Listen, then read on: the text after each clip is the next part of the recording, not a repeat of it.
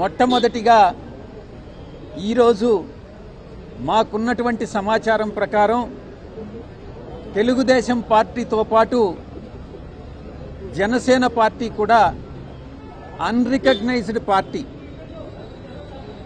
ఈ యొక్క అవకాశం రికగ్నైజ్డ్ పార్టీస్కి మాత్రమే ఉంటుంది. అన్రికగ్నైజ్డ్ పార్టీ అయినటువంటి జనసేనను ఎలా అనుమతించారు అన్నటువంటి విషయాన్ని ఎలక్షన్ కమిషన్ దృష్టికి తీసుకురావడం జరిగింది. జనసేన అన్నటువంటి పార్టీ ఇప్పటి వరకు కూడా వాళ్ళు ఇచ్చినటువంటి రిపోర్ట్, ఎలక్షన్ కమిషన్కి ఇచ్చినటువంటి రిక్వెస్ట్ ప్రకారం అలయన్స్ పార్ట్నర్ కింద తెలుగుదేశం పార్టీ జనసేన పార్టీని అనుమతించమని రిక్వెస్ట్ చేయడం జరిగింది. ఇంకొక విషయాన్ని కూడా ఎలక్షన్ కమిషన్ దృష్టికి తీసుకొచ్చాం. జనసేన పార్టీ అన్నటువంటిది ఇప్పటి వరకు కూడా బీజేపీ అలయన్స్ పార్ట్నర్ కింద పరిగణిస్తూ వచ్చారు. ఈరోజు నిన్న ఇచ్చినటువంటి ఎలక్షన్ కమిషన్కి ఇచ్చినటువంటి రిక్వెస్ట్లో Janasena party Telugu Desam party alliance partner కింద డిస్క్రైబ్ చేయడం జరిగింది. జనసేన పార్టీ ఈరోజు నిజంగా ఆలోచిస్తే బీజేపీతో అలయన్స్ పార్ట్నరా లేక తెలుగుదేశం పార్టీతో అలయన్స్ పార్ట్నరా అన్నటువంటి విషయాన్ని క్వశ్చన్ చేస్తూ ఎలా ఎలక్షన్ కమిషన్ అనుమతించడాన్ని మేము వాళ్ళకి నివేదించాం.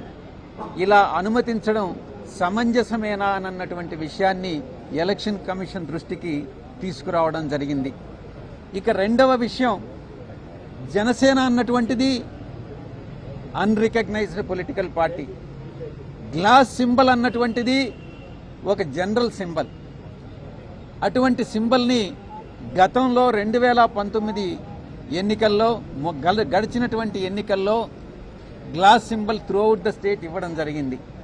అటువంటి సింబల్ని, కామన్ సింబల్ని ఒక పొలిటికల్ పార్టీకి రాష్ట్ర వ్యాప్తంగా కొన్ని స్థానాల్లో 175 స్థానాల్లో కొన్ని స్థానాల్లో పోటీ చేసేటటువంటి ఒక రాజకీయ పార్టీకి ఒక సింబల్ కేటాయించడం జనరల్ సింబల్లో నుంచి అది చట్ట విరుద్ధం అది అన్నటువంటి విషయాన్ని కూడా మేము ఎలక్షన్ కమిషన్కి నివేదించడం జరిగింది.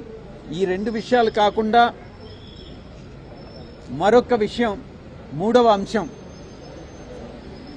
కోనేరు సురేష్ అనేటటువంటి వ్యక్తి, ఇతను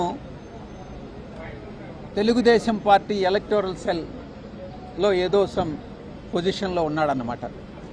ఇతను ఒక బల్క్ కంప్లైంట్ని, ఒక ఇంచుమించుగా 10 లక్షల పైచిలుకు ఓట్లన్నీ కూడా ఆంధ్ర రాష్ట్రంలో బోగస్ ఓట్లు అన్నటువంటి కంప్లైంట్ని chief electoral officer Andhra Pradesh, chief CEO of Andhra Pradesh కి కంప్లైంట్ ఇవ్వడం జరిగింది.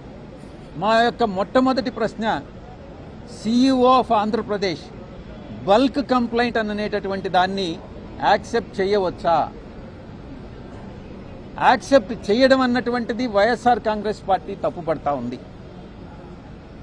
ఒక వ్యక్తికి 175 నియోజకవర్గాల్లో 25 పార్లమెంటు స్థానాల్లో 10 లక్షల మందో 20 లక్షల మందో 30 లక్షల మందో బోగస్ ఓట్లు ఉన్నారన్నటువంటి విషయం ఎలా తెలుస్తుంది? కంప్లైంట్ అన్నటువంటిది బిఎల్ఏస్ ఇవ్వాలి, ఆయా నియోజకవర్గంలో ఉన్నటువంటి బిఎల్ఏస్ ఇవ్వాలి. ఆ బిఎల్ఏస్ చెప్పాలి ఏది బోగస్ కంప్లైంట్ అన్నటువంటిది. అంతేకాని ఒక వ్యక్తి, తెలుగుదేశం పార్టీకి చెందినటువంటి ఒక వ్యక్తి రాష్ట్రంలో 175 స్థానాల్లో ఎన్ని బోగస్ ఓట్స్ ఉన్నాయి అన్నటువంటిది చెప్పాడు, కంప్లైంట్ ఇచ్చాడు అని అంటే ఆ కంప్లైంటే బోగస్ కంప్లైంట్. కాబట్టి అతని మీద చర్యలు తీసుకోవాలి అన్నటువంటి విషయాన్ని మేము ఎలక్షన్ కమిషన్ దృష్టికి తీసుకురావడం జరిగింది. ఇక మేము అతను ఇచ్చిన కంప్లైంట్ని చీఫ్ ఎలక్టర్ సిఇఓ ఆంధ్రప్రదేశ్ జిల్లా మొత్తం 26 జిల్లాలకి కలెక్టర్లకి పంపించడం జరిగింది. 26 జిల్లాల కలెక్టర్లకి కూడా పంపించినటువంటి ఈ యొక్క కంప్లైంట్ దాన్ని ఈఆర్ఓస్, ఎలక్టోరల్ రిజిస్టర్డ్ ఆఫీసర్స్, ఆ రెస్పెక్టివ్ కలెక్టర్స్ అందరూ కూడా ఎంక్వైరీ చేసి దాని మీద రిపోర్ట్ని ఎంతవరకు ఇది బోగసు, ఎన్ని ఓట్లు జెన్యూన్ అన్నటువంటి విషయాన్ని రిపోర్టుని ఎలక్షన్ కమిషన్కి సబ్మిట్ చేయడం జరిగింది. ఒక్కసారి మీరు ఆలోచించండి, ఎంత బ్యూరోక్రాటిక్ టైంని వేస్ట్ చేస్తున్నారు. నిజంగా ఈ యొక్క 26 జిల్లాల్లో అతను ఇచ్చినటువంటి ఆ కంప్లైంట్ని వెరిఫై చేస్తే దాంట్లో మేము ఆర్టీఐ ద్వారా మేము ఇన్ఫర్మేషన్ సేకరించి 3 జిల్లాలకు సంబంధించి ఇన్ఫర్మేషన్ సేకరించి దాన్ని మేము ఎలక్షన్ కమిషన్కి నివేదించడం జరిగింది. మొట్టమొదటిది కర్నూలు జిల్లాలో సురేష్ ఇచ్చినటువంటి టీడీపీ ఇచ్చినటువంటి కంప్లైంట్ ప్రకారం 67,370 బోగస్ ఓట్లు ఉన్నాయని చెప్పడం జరిగింది. దాంట్లో ఈఆర్ఓస్ వెరిఫై చేసిన తర్వాత నిజంగా దాంట్లో 67,370 ఓట్లకు కాదు 59,054 ఓట్లు జెన్యూన్ ఓట్స్ అన్నటువంటిది తేలింది. అంటే ఇంచుమించుగా 87% ఓట్లు జెన్యూన్ ఓట్లు. మిగతా ఓటర్స్ కూడా ఒక నియోజకవర్గం నుంచి ఇంకొక నియోజకవర్గానికి మైగ్రేట్ అయి ఉండొచ్చు, కొంతమంది చనిపోయి ఉండొచ్చు. కాబట్టి ఎక్కడా కూడా బోగస్ ఓట్లు అన్నటువంటిది లేవు అన్నటువంటి అంశాన్ని ఆ రిపోర్టు ద్వారా కలెక్టర్స్ ఇవ్వడం జరిగింది. రెండవ జిల్లా అన్నమయ్య జిల్లా సురేష్ ఇచ్చినటువంటి తెలుగుదేశం పార్టీ ఇచ్చినటువంటి కంప్లైంట్ ప్రకారం 40,358 బోగస్ ఓటర్స్ ఉండారని కంప్లైంట్ ఇవ్వడం జరిగింది. దాంట్లో ఈఆర్ఓస్ ఎంక్వైరీ చేసినప్పుడు 25,097 మంది జెన్యూన్ ఓటర్స్ అని తేలింది. అంటే ఇంచుమించుగా 62% ఓటర్సు జెన్యూన్గా ఉన్నారు, అక్కడే నివసిస్తా ఉన్నారు, వాళ్ళు ఎలిజిబుల్ అన్నటువంటి విషయాన్ని ఎలక్షన్ కమిషన్కి నివేదించడం జరిగింది.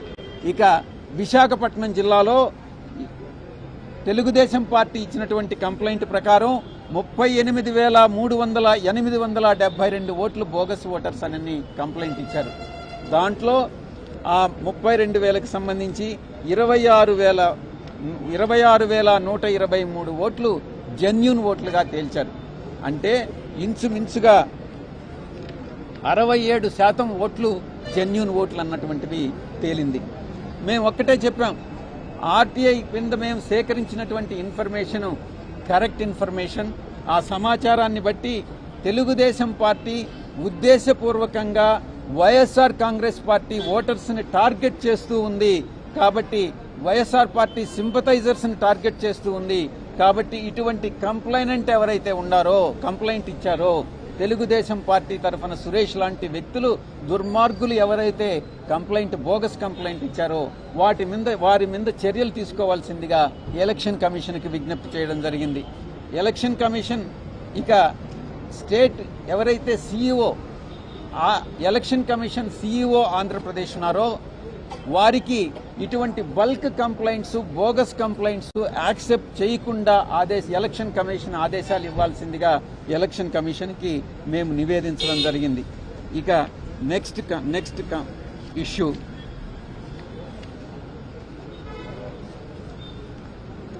గతంలో 14 డిసెంబర్ 2023న మేము YSR Congress party election commission కలిసి మేము ఒక నివేదిక ఇవ్వడం జరిగింది. దాని ప్రకారం తెలుగుదేశం పార్టీ ఇల్లీగల్ ప్రొఫైలింగ్ చేస్తూ ఉంది, ఓటర్ ప్రొఫైలింగ్ చేస్తూ ఉంది.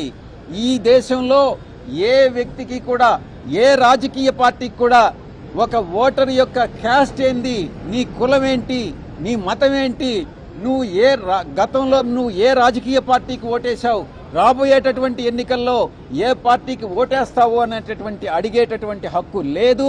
కానీ Telugu Desam party illegal voter profiling ప్రకారం ఒక myparty-dashboard.com అని చెప్పి ఒక లండన్ నుంచో, స్వీడన్ నుంచో, విదేశాల నుంచి ఆపరేట్ చేస్తూ ఈ యొక్క ఇల్లీగల్ ఓటర్ ప్రొఫైలింగ్ అన్నటువంటిది చేస్తుంది. దాని మీద మేము కంప్లైంట్ ఇవ్వడం జరిగింది. ఇక మరొక అంశం ఎంటైజింగ్, అంటే ప్రతి ఒక్క ఓటర్ని కూడా తెలుగుదేశం పార్టీ వైపు ఆకట్టుకోవడం, ఫాల్స్ ప్రామిసెస్ అన్నీ కూడా చేసి దానికి ఒక TDP manifesto.com అని ఒకటి ఓపెన్ చేసి మేము జూన్ 2024లో 2024లో మేము అధికారంలోకి వస్తున్నాం. మేము అధికారంలోకి వచ్చినట్లయితే మీకు రాబోయేటటువంటి 5 సంవత్సరాల కాలంలో మీకు ఇన్ని బెనిఫిట్స్ ఉంటాయి, మీకు ఒక్కొక్కరికి 10 లక్షలు ఉంటుంది, 20 లక్షలు ఉంటుంది, 25 లక్షలు ఉంటుంది అని ఒక బాండును కూడా దాంట్లో పొందుపరుస్తూ ఉన్నారు ఆన్లైన్లో. అది ఆ కుటుంబ సభ్యుని పేరుతో పొందుపరుస్తూ ఉన్నారు. ఇది ఎంటైజింగ్ ది ఓటర్ అన్నటువంటిది చట్ట విరుద్ధము అన్నటువంటి విషయాన్ని section 170, 171B, 171C and 417, 419 Indian penal code కింద తెలుగుదేశం పార్టీ మీద చర్యలు తీసుకోవాల్సిందిగా ఎలక్షన్ కమిషన్కి విజ్ఞప్తి చేయడం జరిగింది. ఇక డూప్లికేట్ ఓట్స్, తెలంగాణలో ఎవరైతే ఓటర్లుగా నమోదు చేసుకున్నారో వారే ఇక్కడ కూడా ఆంధ్రాలో కూడా ఓటర్స్గా నమోదై ఉన్నటువంటి డూప్లికేట్ ఓట్స్ చాలా మంది ఉన్నారు ఈరోజు. అటువంటి డూప్లికేట్ ఓట్స్ అన్ని కూడా ఒక వ్యక్తి section 17, 18 of peoples representation act ప్రకారం ఒక ఇండియన్ సిటిజన్ ఒక దగ్గరే ఎలక్టోరల్గా ఒక ఓటర్గా నమోదు చేసుకోవాలి. ఇటువంటి డూప్లికేట్ ఓట్స్ అన్ని కూడా రిమూవ్ చేయాల్సిందిగా ఎలక్షన్ కమిషన్కి విజ్ఞప్తి చేశాం. ఇక తెలంగాణలో ఒక ఎన్రోల్మెంట్ డ్రైవ్ అన్నటువంటిది తెలుగుదేశం పార్టీ చేపట్టింది. చాలా బోర్డులు ఉంటాయి, డిస్ప్లే చేస్తూ ఉంటారు. మీరందరూ రాండి, తెలంగాణలో ఎలక్షన్స్ అయిపోయి ఆంధ్రాలో ఎలక్షన్స్ జరుగుతాయి, ఇక్కడ ఉండేటటువంటి వాళ్ళందరూ కూడా ఆంధ్రాలో ఎన్రోల్ చేసుకోండి, ఓటర్స్గా ఎన్రోల్ చేసుకోండి అని చాలా డిస్ప్లే బోర్డ్స్, షాప్స్ అన్నీ కూడా ఓపెన్ చేయడం జరిగింది. ఇది చట్ట విరుద్ధం. ఒక వ్యక్తి ఒక దగ్గరే ఉండాలి. ఒకవేళ అలా చేయాలని అంటే తెలంగాణలో ఓటర్ లిస్టులో నుంచి డిలీట్ చేసిన తర్వాతనే ఆంధ్రాలో ఓటర్గా నమోదు చేసుకోవాలి. ఇలాంటి చర్యల్ని అరికట్టమని చెప్పి మేము ఎలక్షన్ కమిషన్కి విజ్ఞప్తి చేశాం. ఇక ఆఖరి అంశం, చాలా ముఖ్యమైనటువంటి అంశం,